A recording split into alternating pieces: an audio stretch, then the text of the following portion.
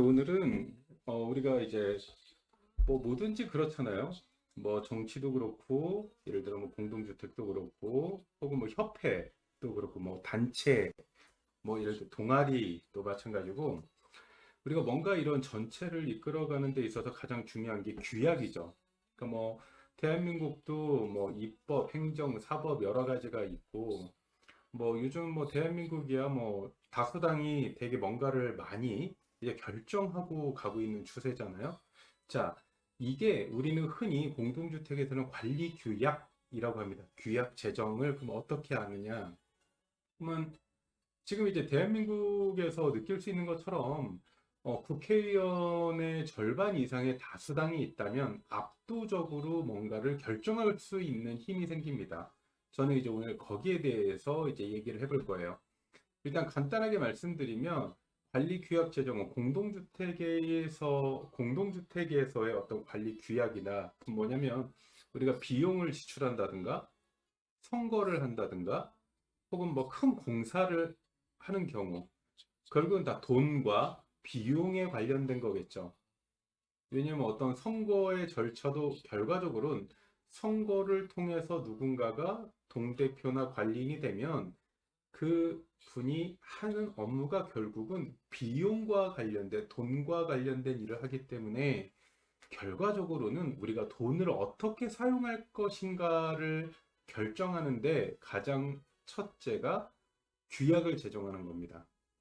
규약의 제정에는 구분 소유주의 의결권이 반드시 필요합니다. 우리가 뭐, 뭐 아까도 그 처음에 이제 서론을 내가 그렇게 시작했듯이 서론에서 국회의원의 과반수 이상이 뭔가를 결정하면 의결석의 과반수, 그러니까 다수당이 뭔가 입법을 결정하면 그렇게 진행을 하더라. 빨리빨리 뭐 국민의 어떤 뭐 예를 들어 뜻이나 이런 거랑 상관없이 그냥 국회의원이 결정하더라. 이 말은 뭐냐면 의결권을 이야기하는 겁니다. 의결권. 자, 그럼 공동주택에서의 의결권을 행사하는 사람과 그러면 그 외 국민은 누구냐를 간단하게 설명을 해드리면 공동주택에서 의결권은 아주 가장 기본적으로는 이제 등기된 구분 소유주를 이야기하는 거예요. 그러면 우리가 각 호실별로 구분 등기된 사람이 얘기하는 겁니다. 등기된 사람을 얘기하는 거고, 그러니까 집 주인을 얘기하는 거예요. 뭐 우리 아빠 집이에요. 하지만 실제로는 아들 명의로 되어 있다면 그 의결권은 아들에게 있는 겁니다. 이해하셨죠? 자, 이거 똑같은 겁니다. 우리가 이제 국회의원 전체 뭐 300 몇 석에서 그 300 몇 석이 의결권석을 얘기하는 거예요. 공동주택의 의결권은 한마디로 내 와이프가 집 주인이에요. 그럼 집 주인인 내 와이프의 의결입니다. 뭐 돈을 누가 댔든 그 상관없어요. 그 둘 얘기고 실제 등기소에서 뜨면 우리 집에 호실에 누가 이름으로 되어 있는가가 가장 중요합니다. 근데 여기서 또 이런 일이 있을 수 있겠죠. 우리는 뭐 엄마, 아빠, 할아버지, 할머니가 다 공동으로 소유를 하고 있는데요. 라고 할 수 있잖아요. 그러면 한 집에 소유주가 4명이라 할지라도 의결권이 4개인가요? 아니죠.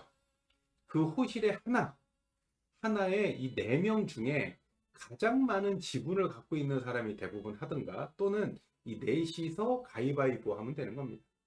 이해되시죠? 그래서 호실에 하나의 의결권을 가진 사람들이 전체의 관리 규약을 제정하기 위해서는 4분의 3 이상의 동의가 필요합니다. 그게 어떤 서면 동의, 위임장이나 어떤 서면 동의로 나는 이 관리 규약을 제정하는 데 있어서 동의합니다라고 하는 4분의 3 이상. 통상 전체 의결수의 80%라고 보시면 됩니다. 전체 간단하죠. 그냥 100호실이다 80호실, 81호실만 있으면 되는 거예요. 80호실.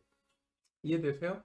그러니까 우리는 흔히 대부분 그러면 이제 뭐 동대표를 변경한다든가 예를 들어 관리인을 변경한다 입주자 대표 뭐 공사업체 변경 혹은 지난 동대표가 만들어 놓은 모든 규약 우리나라의 우리 아파트의 모든 관리 규약을 변경하고 싶어요. 그러면 우리가 흔히 공동주택법 안에 있는 강행 규정이 있어요. 강행 규정을 제외한, 그러니까 사실 강행 규정은 사실 80%에 대한 거는 반드시 지키라고 하고 있거든요. 그러니까 실제로 전체 의결 의석의 80% 이상이 동의를 하면 뭐든 다 변경할 수 있어요. 무엇이든 변경이 가능합니다. 이해되셨죠? 그러면 이제 관리규약의 제정이나 이런 거는 그냥 심플해요. 한 번 더 마지막에 정리를 해주면, 당연히 총회나 소집통회를 해야 되겠고요. 총회, 우리가 흔히 반상회라고 하죠. 집회라고 하죠. 몇 월 며칠 날 무슨 목적으로, 회의의 목적 사항을 구체적으로 밝혀서 몇 월 며칠 날 우리가 최소 15일 이전에 하는 게 가장 좋겠죠. 일주일 전에 하면 분란 생기니까 최소 15일 이전에 15일 이후에 몇 월 며칠 날 어디에서 어떤 장소에서 어떤 목적상으로 어떤 목적으로 회의의 목적상을 구체적으로 밝혀서 해당 그날에 총회를 개최하시고 그날 참석하신 분의 의결권의 4분의 3 이상의 동의를 받아서 제정하든가 전체의 4분의 3 이상의 동의를 받아서 하든가 의결권의 80% 이상의 동의를 서면으로 받아서 결정해도 가능하다라고 하는 거죠. 자, 정리됐죠? 대한민국의 모든 입법, 행정, 사법 이런 거를 결정하는 것도 국회의원의 이제 과반수 의석이지만 우리 같은 경우는 공동주택은 80%를 얘기하는 거예요. 80% 이해되시죠? 80%의 의결권 동의만 있으면 된다라고 최종적으로 정리하겠습니다.